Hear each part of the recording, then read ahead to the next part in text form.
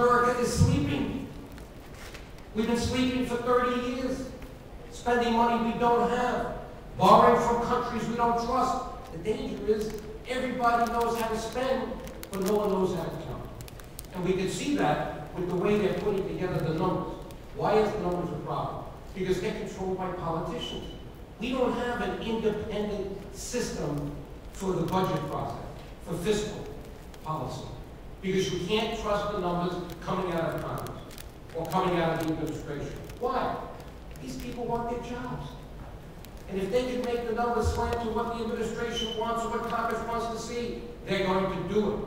So we need to do what the Securities and Exchange Commission does. You want to be a publicly traded corporation? You want shareholders? You want the public's money?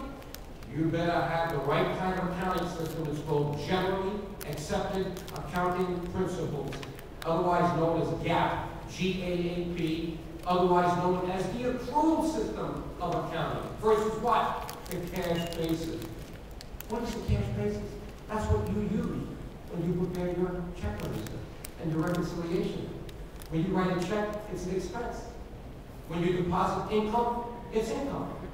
That's not the right system.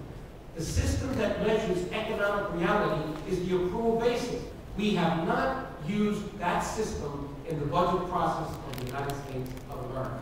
What have we been, let me unscramble this huge, complicated omelet that you've been presented with the rest of the public in the last few weeks.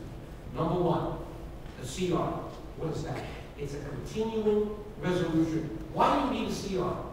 You need a CR because President Obama didn't pass a budget for the fiscal year 2011. You need to know that we didn't have a budget last year. So we had to limp along with a CR, and now we finally passed something last week. The Senate finally agreed. The debate wasn't about $33 billion versus $61 billion.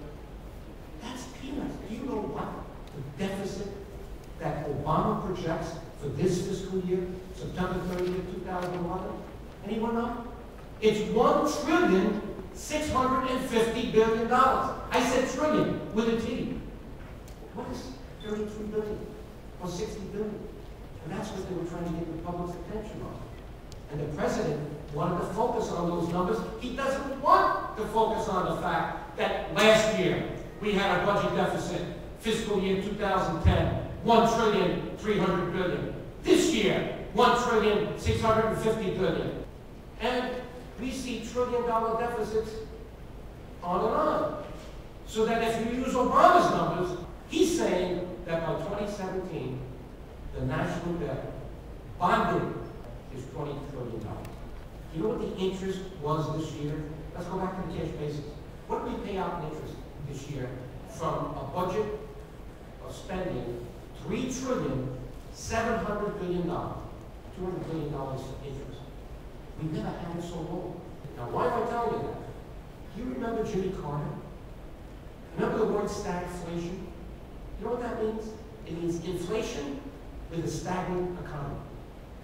It is possible, if not probable, that we're not out of the recession of 2008. The Fed does not have an exit strategy. The Fed did something very bold after the bailouts. It went for something called quantitative easing. What was that? Increasing the money supply. To give as much money as you need to get into a business, to spend. Why? Because we had to do that artificially to keep the economy from going into a double dip. You probably are too young to remember the interest rate on the Jimmy Carter. The prime rate went to 21% in 1 year. You're too young to remember that. It could come back.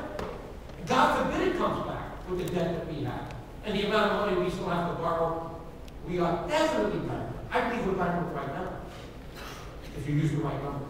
And let me give you the right numbers. The $15 trillion I told you about today, end of this fiscal year, that's the bonded debt. Guess what's off the books?